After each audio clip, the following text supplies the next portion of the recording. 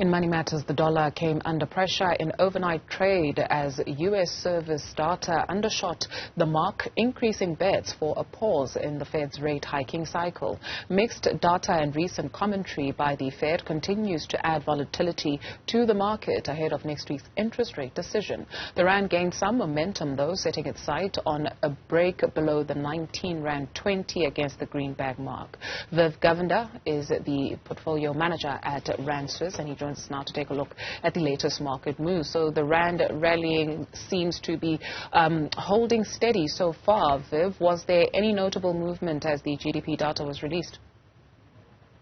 Well, I mean, the rand has gotten stronger the last couple of days here, and I think we are more dealing with the aftermath of that statement by the U.S. ambassador than any particular local news. I mean, the range today is about just under 10 cents, so it's not really a huge range, considering the fact that this rand has been moving dramatically, larger amounts in a given day. So I don't really think that much happened today, based on the GDP number that came out. Let's take a look at those numbers. So the GDP data for the first quarter being out. Anything that stands out for you in terms of sectors in particular? Look, I mean, the manufacturing sector did reasonably okay. We are seeing financials do okay as well. Overall, it came in just slightly above zero, which is in line with expectations. So there's no recession at the moment.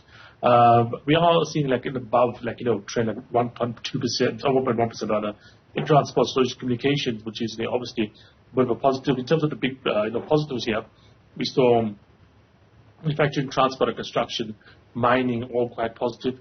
In terms of the negatives, the big one was agriculture down in double digits. The statistician General Risenga Maluleke always makes it known that he does not get tickled by the numbers. And so what should we read into this data as it is said to be a slight improvement? Cautiously optimistic, or can we say we are heading in the right direction at least? But we're not falling as fast. It's not the wrong direction, but we're not going down that road as fast as we could be. This is not the way that Africa basically becomes a first world country. This is not the way we clear unemployment backlog. This is not the way we provide better incomes for the people of South Africa. This is just not good enough. They mentioned a number of factors here that are still affecting us. They said 2 percentage points just for load shedding, which is a dramatic number. And even if we had load shedding in there, 2.4% growth rates are not exactly sufficient in a country like South Africa. We need 5%. Probably closer to 7-8%, the stuff that you see in China and India. Those kind of growth rates get us out of this hole we're in. 1% or 0.5%, or not even 0.5% like we had this time, is basically falling behind, but not as fast as we could be. What is stalling that growth? How do we get to that 5%? Let's park load shedding, because we know that's like the biggest elephant in the room that everybody can see. But how do we get there? A couple of things. Firstly, it's not just if you take load shedding, but you have to include all the other stuff that comes along with it. Rail transport in this country has fallen apart. It's not as big a story as to the public as Eskom is, but Transnet's collapse is larger, if anything, than Eskom's is. We're not able to transport, we can't really manufacture and get the stuff to the harbors efficiently, and we can't do that, then we can't export and can't make money. We have to do something about utilizing the unemployed people in this country. You're not going to make the unemployed 21-year-old, 25-year-old, 30-year-old into a computer programmer. You can't have them in a factory assembling toasters or assembling, tools, whatever. It doesn't be high-tech stuff, but factories need to be the focus for the country. None of the stuff around things that require college education is going to have an effect early enough to make a difference in this country. We already have this huge number, tens of millions of people who are over 21, who are not going to go back to school, but who need an income. And that income needs to come from something that, like manufacturing, which is the pathway every other developed country has done. Okay, let's take a look at news from Pepco, the retailer that is more than 70% owned by Steinhoff. They saw their interim gross margins come under pressure. Why? Look, this is the same thing we see across all South Africa Inc. companies. South Africa Inc. is basically companies that are based in Africa. Many companies are listed here, but they get their money elsewhere, like Naspers, etc. are basically international companies that have a South African listing because they're holding like 10 cents. Whereas Pepco is more of a South African linked company at the moment, and the certain consumers under pressure. We've seen that come through in a number of different things. We saw that for Tiger Brands, talking about the fact that condiments are under pressure. People not using as much tomato sauce, quite frankly, because they can't afford to. We saw that come through with Capitec, when we saw the number of impairments sharply rise. It's all the consumer under pressure at the moment, unfortunately. Sure. Mondi says the sale of its most significant facility in Russia has fallen through. Take us through the developments. What's going on there? Yeah, it's a big thing for Mondi. It's about 25 billion rands.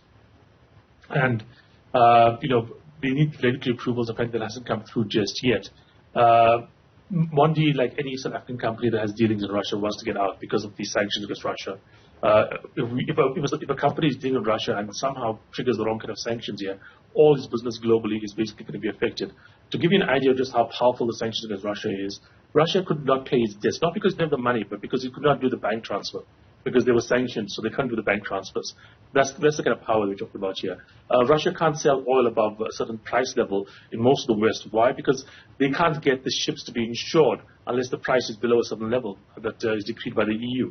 That is the kind of power that we're dealing with when it comes to the financial system against Russia. So if you're a company like Mondi, you really don't want to be throwing afoul of that. So, yeah, they want to get rid of it. Unfortunately, like I said, according to them, they couldn't get the regulatory approval, and that didn't allow them to basically get rid of these assets. And it's quite a substantial amount. 25 billion rands is a huge amount of money for a company like Mondi. Viv, just going back to the GDP data that has come out, it is said that some of the investors that enjoyed some security in South Africa are slowly pulling out, and some have already pulled out. And so rather, how should we understand that in the context of these latest numbers? Yeah, look, I mean, if you're going to have the troubles we have in South Africa, things like load shedding, things like the uncertainty, things like quite frankly, the silliness of dealing with Russia. I don't care about the moral or ethical implications, but there's obviously a winner and loser in this side, and the winner is not Russia. And we are siding with the loser in the side and taking a lot of danger for that. Those kind of risks have to come along with huge amounts of reward. You don't want to invest in China because of all the negativity, I think, but you can't miss out on China because they're doing 7 8% growth a year. Same thing with India. The fact that their growth rate is so weak, and yet we have all these other troubles, means that it doesn't make. Viv, we've lost you. I'm not sure if it's muted, but we got the gist. Sorry about that. There you are. Okay, so as we speak, right, Business Day is reporting that South Africa has lost its bid to host the Formula One race over its political alignment with Russia, and that is a report that Business Day is running with today. They just published it at 12:35. And so when you say we're on the side of the losers, how should we understand that in the bigger context of BRICS? Well, look, yes, but even the BRICS countries are not all on Russia's side. I mean, yes, there's statements from the Brazilians, from the Indians, from the Chinese about Russia, but nobody's really supporting them. Nobody's giving the kind of support to Russia that Ukraine is getting from the US and so on. And, in the BRICS countries, I mean, I made this point a number of times previously. We really are the smallest of the BRICS countries by quite a margin. I mean, China, India, billion plus population countries. Brazil, is look like what we consider the smaller one of the BRICS countries. Maybe Russia is smaller right now, but they're still much larger than Africa. We're a tiny add-on. We really can't play in the big, the big boy games that the Russians and the Indians and the Chinese are playing in. We are too small. We're too vulnerable. Okay. We need to look at our own, national security, national interest first, before trying to establish some kind of principled stand in the global marketplace out there. And unfortunately, right now, the stand that we are doing, irrespective of the morality behind it or whatever, is to side with the Russians. True or false, but this is what the perception in the global world is. And unfortunately, the Russians don't have any kind of political power, any kind of ability to help us in South Africa, whereas the people that we are antagonizing, Europe and America, etc., do have that power, both to help and to hinder us. So, yeah, I don't think it makes sense for South Africa to play in these games. We're just too small and too vulnerable, to basically take a stand here, quite frankly. For how long, as it is said, that the balance of power, especially in the world, is being challenged? Perhaps on a philosophical point of view, we could understand it as, yes, equality, because we always speak of equality. We're still in 2023 characterizing ourselves as developing nations. But you being the finance guy, perhaps you can help us make sense. For how long will that power be held by these world powers you speak of? For the foreseeable future. I mean, the thing is that, we're looking at India. It's a continent-sized country. China's a continent-sized country. Billion-plus people, never going to get there. Brazil is probably more on our par, but still it's multiple times larger than Africa. So these are nuclear powers, former superpowers like the edge of Russia. It's like asking when will Mauritius or when will Monaco ever become a world power. It's not a feasible thing. If there was an African Union that was the same as the European Union, maybe. But from the point of view of pure numbers and size, etc., even if we were as wealthy as the Americans, with like 50, 60 million people, we would not be a major country. We'd be the equivalent of a Spain or something. And Spain is not a global power going out and forging its own, global, foreign policy to try and change the world. It's part of the European Union, and it's working together with other countries as well. So, we are always too small unless Africa as a whole comes together to fight these kind of battles. And what do we do? Quite frankly, you can't play in these games. You have to stay on the sideline and see who wins and kind of follow the leader. You just don't take a stand on your own against kind of trends like this, quite frankly. Unless Africa on its own comes together. Viv Govender, portfolio manager at Rand Swiss, thank you very much for your time.